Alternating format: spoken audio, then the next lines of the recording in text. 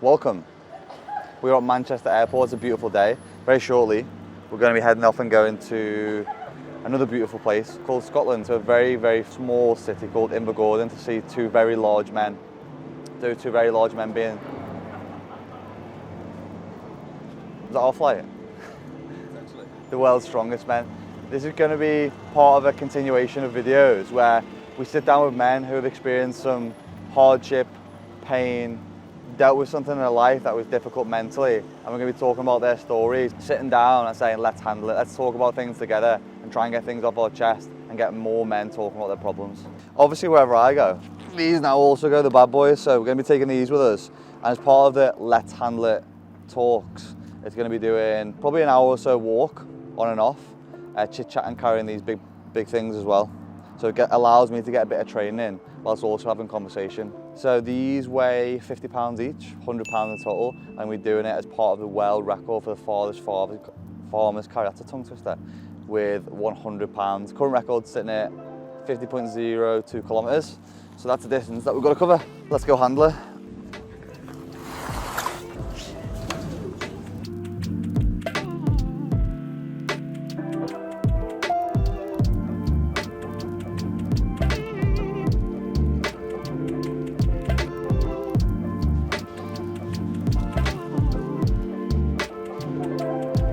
Shall I meet at the car park? Sorry. It's currently 10:10. We are at Inverness Airport. There's lots to do here in Inverness. Carry large handles around and meet big, strong men. With big willies. Cut. Cheers. How are you? The car's sold out. How are you? See you go. You too. Your chutney's in the back. We were trying to guess what car you were going to come in. we thought you'd been in Fiat 500.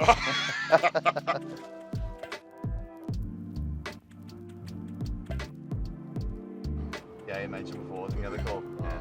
Have you had any injuries recently? No, just wear and tear. I was down in London Friday to get a couple of cortisone injections, and then just.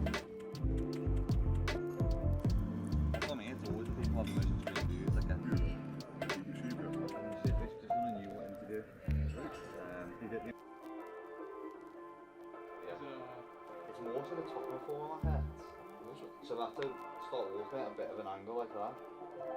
So that it doesn't feel as bad. I end up walking like a fucking walrus, just like that. Blowing. Yeah, that's me, fucking knackered already. So I was watching your YouTube video the other day, I think the one that you put out 6 months ago. The mental health video. How have you been since then? A lot better, mate, yeah. I think something that's always a constant in my life is training and competing. And Tom and I last year, we decided to take some time off from competing. And then when you decide not to do something that's been your thing for so long, yeah. I kind of took it away from me, and it was a struggle. But now we're back into competing, back into training, eating well, being more open, and I think that's what those type of videos for me are, is being more open and talking about my feelings, and feeling a lot better now. And I think that's definitely one thing that men don't do, isn't it? Is just open up and talk about things. I think you were even talking about in the video how literally your thoughts can kill you. I think that's what, it's not, you speak to people and it's not guns, knives or even fires that kill people, it's literally your own thoughts. So that's why I think when you're looking at building a stronger mindset and protecting your mentality, it's not protecting it from other people's opinions or from the rest of the world. You're literally protecting it from yourself. Definitely, man. Do you do anything that helps train the emotional muscle? Yeah, for me it's cold water. Cold water therapy. That's that's a constant for me every day. I try and do that, and that kind of helps me reset in the morning. Gives me I don't know, it's just that reset button that I need sometimes in the morning, so for me that's really important. Obviously Tom and I are physically large, but we're all born with the same things inside us, you know, so that's something that I've always kind of kept in with my mindset. You know, when I'm out in the cold water, I'm out swimming, for me the main reason I do that is because it allows me to connect with people I've lost, so with mum. So every morning when I'm in the water, I get to connect with mum, and like, so I'll be crying one morning, I'll be laughing, I'll be like, fuck you, like, why aren't you here? You know what I mean? It's like, I need you here in my life, but you can't be, but you've allowed me to experience pain, experience happiness.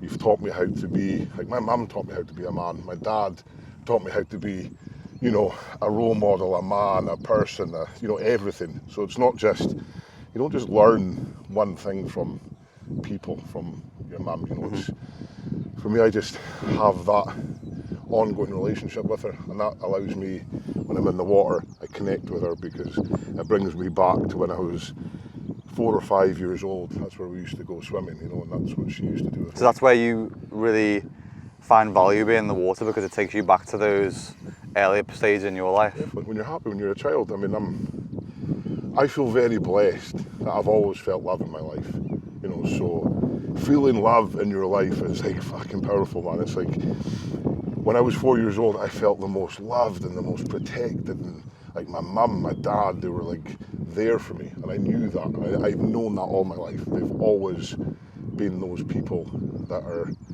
the pillars of my life, you know, so being able to reconnect and be with them, even though mum's not here in the physical, she's still here in the spiritual, and I think that's what's, you know, being here, seeing the wilderness, the grass, the nature, whatever, it allows you to connect to the bigger picture and get away and switch off from the bullshit of, you know, the big tech. Big picture, yeah. You know, all that. Well, we've spoken about this before as well, weren't we, in terms of whether it be with mental health or whether it be with relating it back to what I'm doing this for, testicular cancer.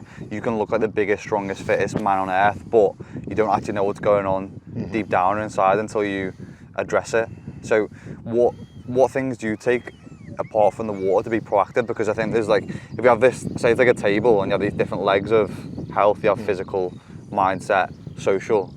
Do you have anything else apart from that water therapy that you do, which you think these are the things that I need to do daily or weekly that allow you to be the man that you are, to provide and be a role model in your sport? I mean, definitely you've got to be accountable in your actions and everything you do in life. I think being able to take accountability for yourself, being forceful in your want to get better. So I could sit here and say, right, I'm not feeling good, I'm feeling a bit shit, I'm just going to chill today and go back. Go take some drugs, smoke some weed, drink, whatever, and just mong out. But that's not me taking accountability for my actions in terms of, because being a professional athlete, you know, we have to, nutrition, recovery, training, that mindset thing, everything that I do, I need to take accountability. I can't expect Tom to take accountability for me. And as soon as you start relying on other people to kind of call you out in your actions, I think that's when you're going to start failing. You know, you can have people that support you, that love you and look after you, but you've got to want to do it for yourself. You've got to have that ability to think, right, I'm going to take a step back. That wasn't really the best weekend I had because I drank every day, was doing drugs, whatever else it is. Take accountability and reset. I spoke to a guy, Mo Gowda, last year about something called downward gratitude, which is where No, Thank all right, you. see you later. you can look upon other people as being less fortunate, and it then makes me feel a lot more grateful for that experience that I've been through as well. Because sometimes you can just, especially in your sport and when you're a competitive athlete, you're always looking up for the next thing or the person above you. You never look at, well, I've fucking achieved all this. Yeah, it's true actually, yeah. No, it's a good point because it is nice what you can achieve. You know, it's still, you got to take a moment and smell the roses, whatever it is, because it's very, very important. Because if not, then what does it matter? Even being here, and you can feel like the energy. You know, that's what life is. It's not, life isn't just being cooped up in a fucking concrete jungle.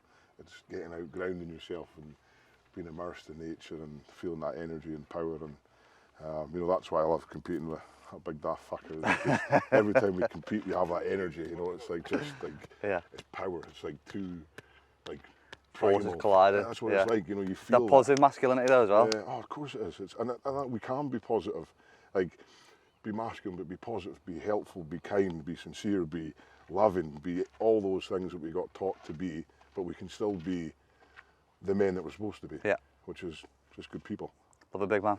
Thank you. Appreciate it. Thank you, Chris. Appreciate Pleasure. it. Easy. Obviously, you've been through your own struggles physically and mentally.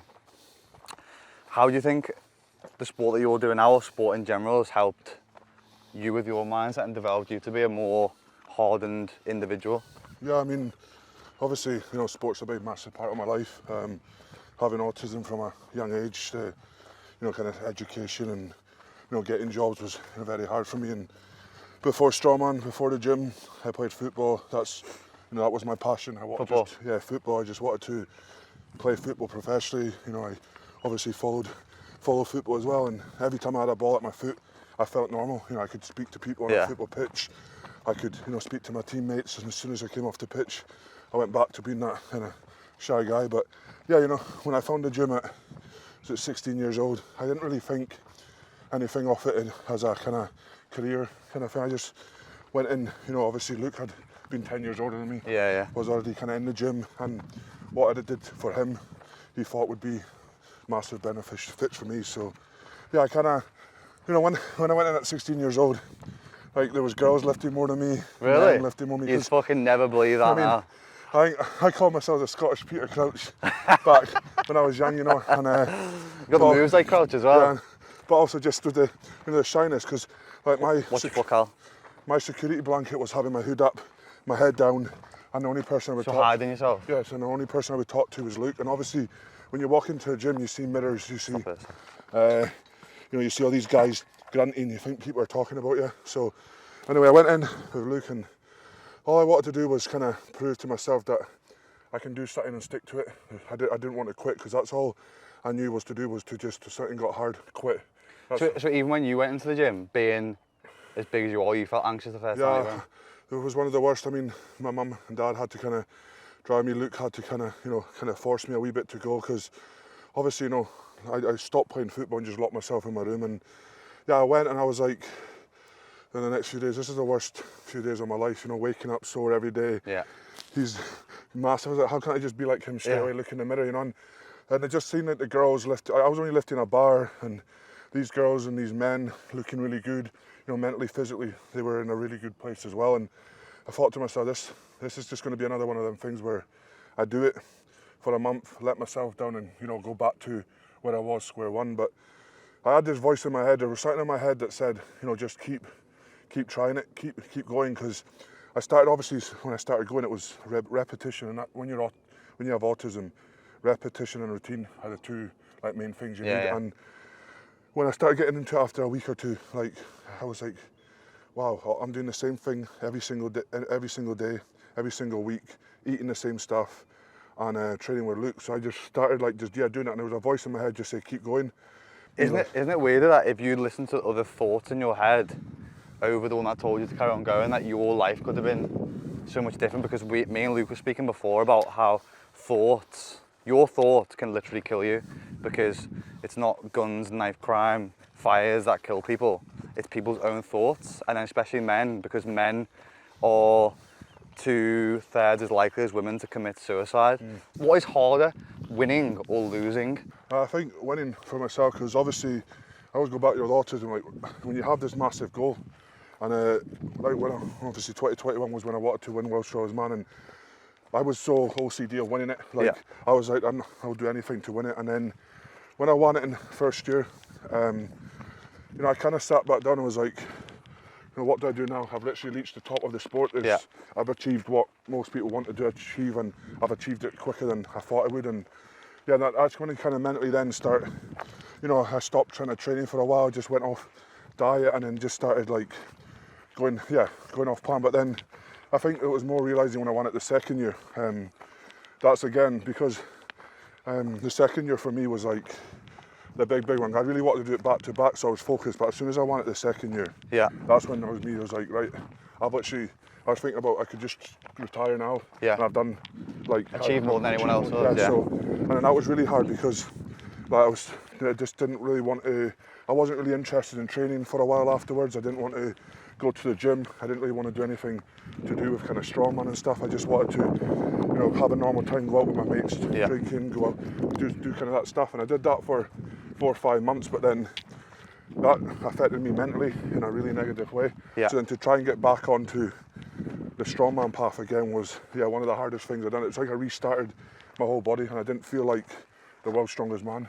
Then. Well, people call that gold medal syndrome, don't they? Yeah, 100%. In terms of, Movember was speaking to me after about doing this, have you got a plan afterwards? Because you come crashing down after that high, and then you're looking and chasing the next thing, and it becomes this hedonic treadmill of always chasing the next thing and the next thing and the next thing after that.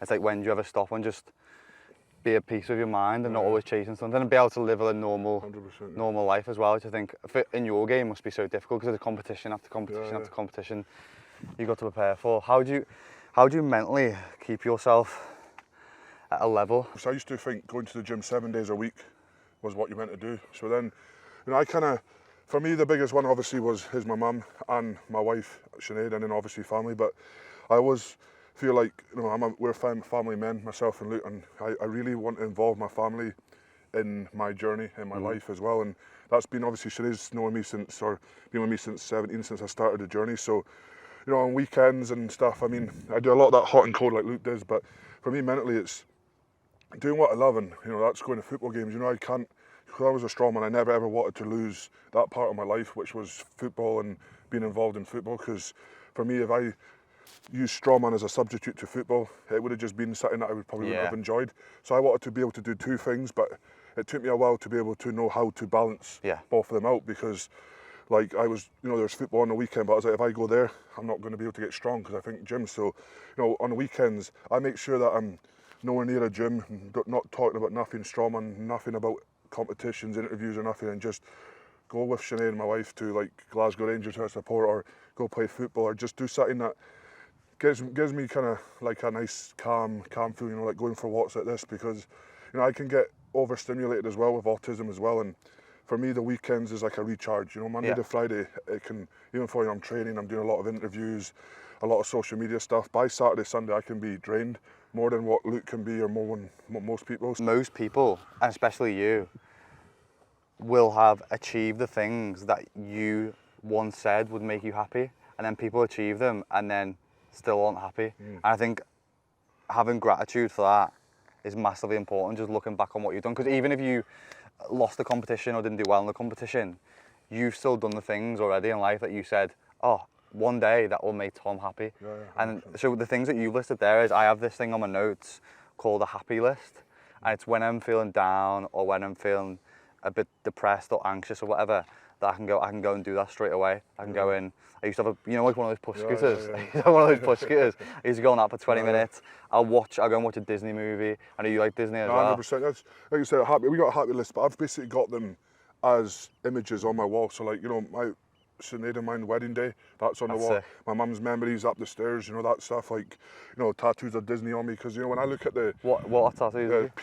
Peter Pan, So, that's sick. So when did you get that? That was a while back, but having kind of this stuff, because this is stuff that myself and Sinead love, So that's like a happy list on your body? Because Sinead's got Peter Pan on her neck, so when I look at that, I'm like, we can relate to that, and like the tattoos there, so it's like, I like having images where I can go, wow, remember that memory. Takes you back. Yeah, and I can take back and, have 10 minutes where I can just go, that was like a really good moment of my life. Like getting married was a thing that, it was a big and massive achievement for myself to actually find a girl that wanted to be with me because, autism and that. So, even just to look at those photos and go, wow, you've done something in your life that a lot of people might be scared to do, So I think things like that, though, it's usually things that take us back to being a kid, because you watch Disney when you're a kid, you go and play out, you go and watch the football, but then as you become an adult, you have tax, you have relationships, you have a job, especially the weight that you've got on your shoulders, well, strongest man, you've got people relying on you, you've got a business relying on you, you've got a brother relying on you. I think having those things that you've got that you can look at and go, I remember when I was 10 years old and I could go out and just piss about and pretend to be Peter Pan and do whatever. It puts a smile on your face and just... 100%, But I appreciate it, mate. Yeah, Thank you, big man. Cheers, Top man. Thank you, big man. It's all right.